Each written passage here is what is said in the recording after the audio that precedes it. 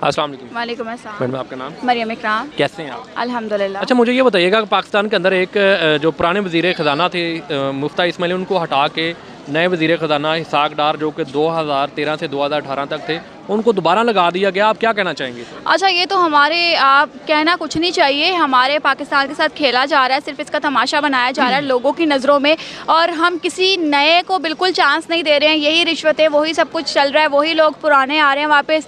नवाज शरीफ पे थप्पा लगा चोर चोर चोर का, इमरान खान पे थप्पा लगा कि वो उस बंदे ने 3.5 साल में कुछ नहीं किया। इवन कि मैं भी कहती हूँ कि इन चोरों को अंदर डालने के अलावा और क्या किया। मुल्क में इतनी ज़्यादा महंगाई होगी, सब कुछ हुआ है, तो यहाँ पर मैं कहूँगी कि फिर वही लोग वापस आ रहे हैं, फिर वही रिपीट हो रहा है, तो हमारा पाकिस्तान कैसे तरक्की कर सकेगा? तो यही लोग आते रहेंगे। हमारे जो हुकूमत से ऊपर के अदारे हैं, उन लोगों को चाहिए कि इन सबको रिमूव करके, बार बार इनके पर्चे ख़त्म करके, इनकी FIR ख़त्म करके, फिर से इन्हीं को लेकर आना, फिर से मुल्क की बर्बादी करना, फिर डकैतों को बिठाना। तो मेरे ख्याल से अब बस कर देना चाहिए इन तमाशों को, इन ड्रामों को, क्योंकि पाकिस्तान की आवाम को भी सुकून का सांस लेने की ज़रूरत है।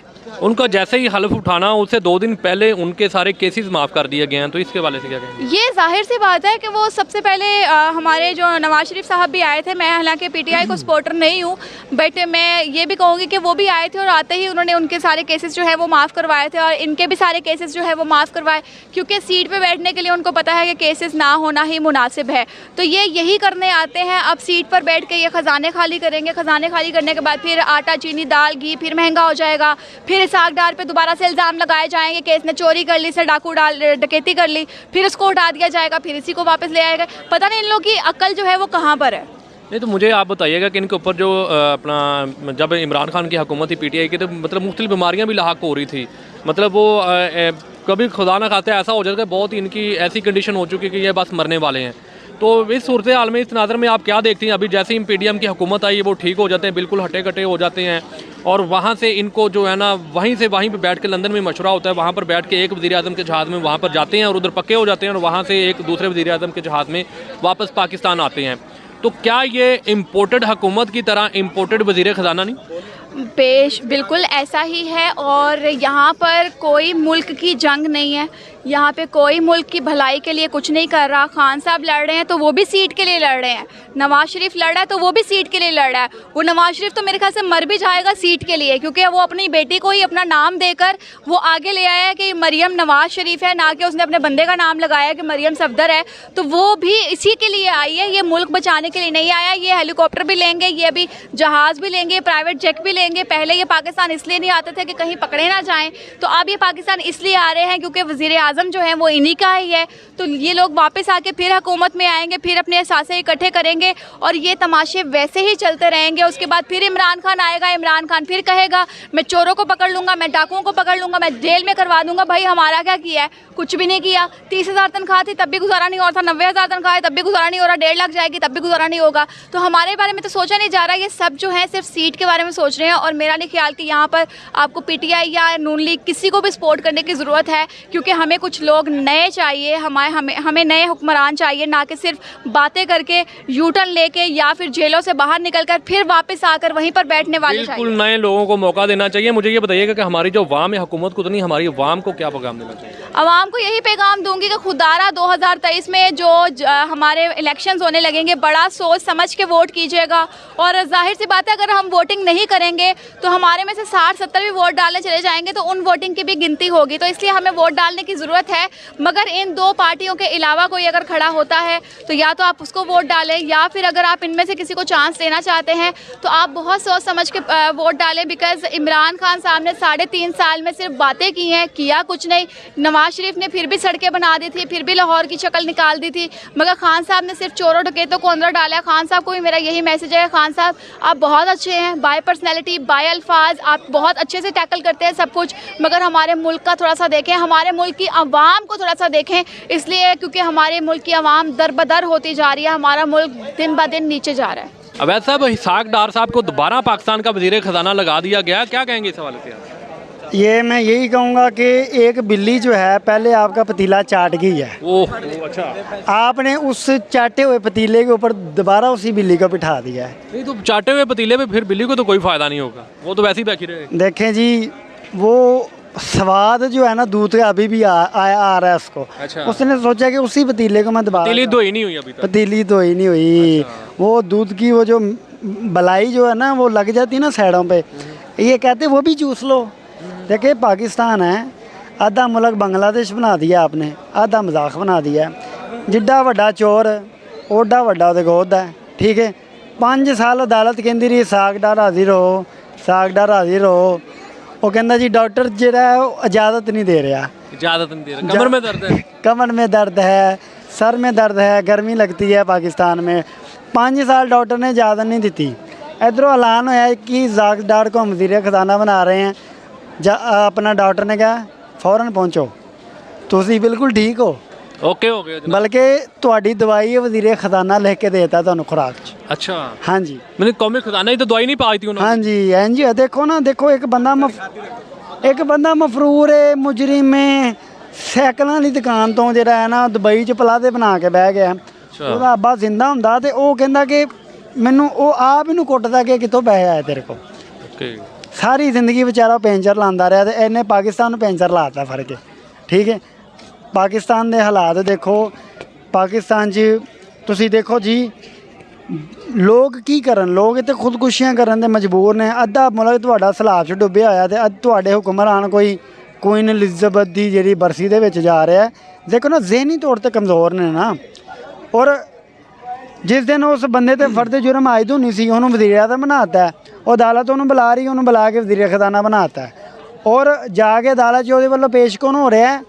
ਵਜ਼ੀਰ ਦਾਖਲਾ ਕਿ ਜੀ ਅਸੀਂ ਫੜ ਕੇ ਲਿਆਵਾਂਗੇ। देखो जी ਹੁਣ चोर जाके कह रहे हैं कि ਅਸੀਂ चोर ਨੂੰ ਫੜ ਕੇ ਲਿਆਵਾਂਗੇ। अच्छा, आप क्या सोचते हैं कि पाकिस्तान का अभी जब वज़ीर ख़जाना बना है तो कोई ख़जाने को, पाकिस्तान के ख़जाने को फ़ायदा होएगा या फिर पहले से भी जाएगा? पाकिस्तान के ख़जाने को बिल्कुल फ़ायदा होगा। पाकिस्तान का ख़जाना जो है ना अभी बहुत भारी हुआ है, हल्का हो जाएगा।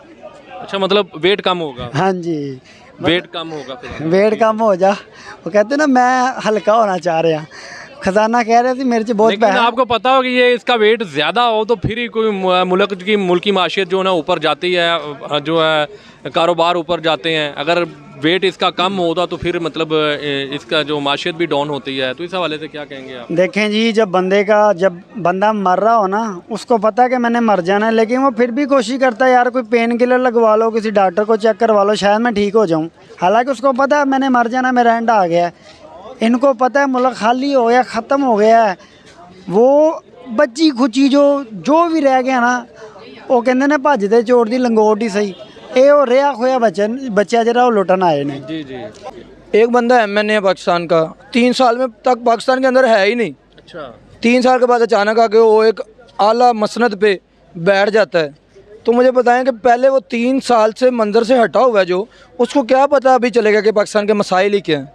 जो बंदा है ही नहीं, एक जगह पे खेल में है नहीं, तो वो कैसे एग्जामिन करेगा फौरी आके, कैसे उसका एनालिसिस करेगा फौरी और कैसे उसका हल देगा। इससे अच्छा तो वो जो चूसनी था क्या मिफ्ताह इस्माइल, वो बेहतर थी। वो बांदर सा ठीक था, एक और बांदर ला के वो कहता नहीं हर शाख पे उल्लू बैठा है, अंजाम गुलिस्तान क्या होगा। एक सर्टिफाइड चोर, वो बेगारत इंसान जो अपने आप को बचाने के लिए दिल का और पता नहीं कौन कौन सा बहाना, हमल के अलावा तो उनको सारी बीमारियां हो जाती हैं ना जब भी इनको पकड़े जाते हैं। अच्छा। क्योंकि वो तो इनके इख्तियार में नहीं है। ये असल में बली का बकरा है, इनको बकरा बनाया ये उन्होंने? बली का बकरा। उनका पीछे कहना था चोर मुताबिक जो है ना, उनका तो चोरों का सरदार अली बाबा 40 चोर जो है ना, वो 40 चोरों का सरदार जो है पीछे बैठा लंदन में। ये इसको भेजा चेक करो, राह हमवार करो, जाते ही फड़िया तो नहीं जाता, जाके उत्थे की माहौल है। तो वो ये चेक करना चाह रहे हैं असल में कि वहाँ पे माहौल क्या है। अगर सागडार के लिए ज़मीन तंग नहीं है, सब ओके है, तो फिर जो है चोर जो है इनका मुगलिया सल्तनत का सबसे बड़ा ये जो क्या है, ये ईस्ट इंडिया कंपनी का सबसे बड़ा चोर जो है वो इधर आएगा लाहौर में, फिर अपनी जो है मसनद जाहो जलाल जो है जाती उमरा शरीफ वहाँ पे बैठेगा। ये असल में इन्होंने एक शॉट के लिए चेक करेंगे रिएक्शन क्या होता है। नहीं, ये मुफ्ता इस्माइल साहब ने कहा है ना कि मुझसे मादी में जो 2, 4, 5 महीनों के अंदर जो गलतियाँ हुई हैं मैं उसके लिए माजरत चाहता हूँ। मुझसे ये मतलब जो ख़जाना है मुझसे अब मज़ीद नहीं संभाला जाएगा।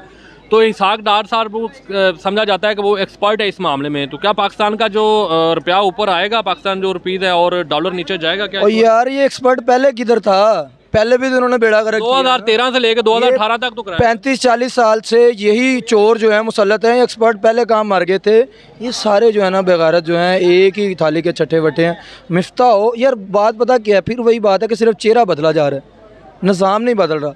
निज़ाम नीचे वही करप्ट है। अब वो ऑडियो लीक हुई है, आप सब ने सुन ली है। बिल्कुल है। वो बीबी जो कहती थी मेरी लंदन क्या पाकिस्तान में भी कोई प्रॉपर्टी नहीं है, फिर एक दिन आया कि उसके भाई ने कहा अल्हम्दुलिल्लाह सारी प्रॉपर्टीज़ हमारी हैं और बाजी मरियम के नाम पे फलां फलां। तो ये ऐसे चोर हैं, ये ऐसे करप्ट लोग हैं। सर जेल में तो नहीं डाल सकते, क्योंकि जेल में डालना होता तो कब के उनको ले आते।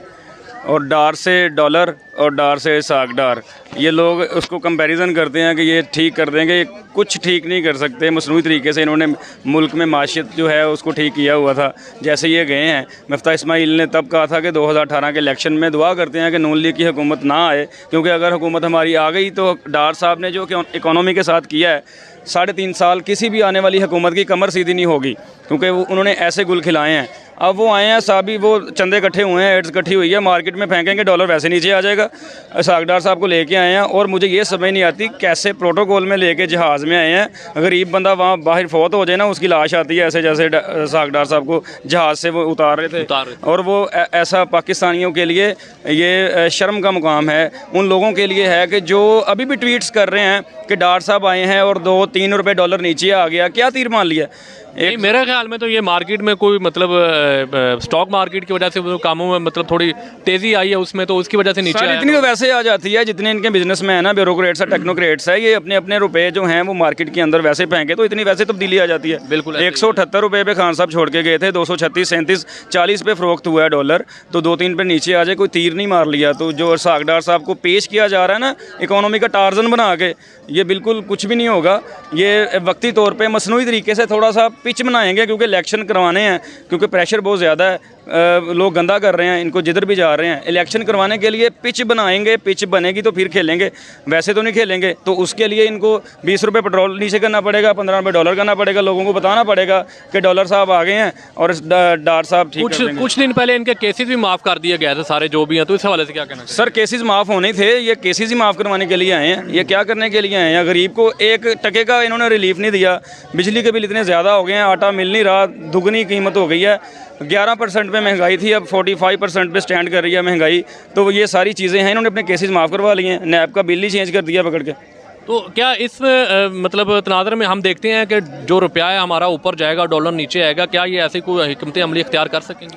सर करेंगे, मसनूई तरीके से कुछ ना कुछ फ़र्क पड़ेगा। एम तो नहीं लेके आए, उनका होमवर्क पूरा होगा तो लेके आए हैं। और मिफ्ता साहब की वैसे वो 6 माह की जो ड्यूरेशन था उनका वो कंप्लीट हो रहा था, क्योंकि वो वज़ीर नहीं है, तो इस वजह से डॉर साहब ने आना था। तो क्या मिफ्ता इस्माइल आप पाकिस्तान में रहेंगे या उधर ही रह जाएंगे? सर उनकी कमर में दर्द ना निकल आए, बाकी पता नहीं है। जैसे डार साहब की कमर में दर्द था, जब लोग नारे लगाते थे दौड़ना शुरू कर देते थे। अच्छा जी नाजरीन, आपने लोगों की राय जानी हसाक डार साहब के हवाले से कि पाकिस्तान के इस टाइम वज़ीर ख़जाना लगा दिए गए हैं। आप देखें ख़जाना किस सिमत जाता है। अगर आपको हमारी वीडियो पसंद आई है, प्रो पाकिस्तान को लाइक करें, शेयर करें और सब्सक्राइब करें। अपने मेज़बान सरफराज को इजाज़त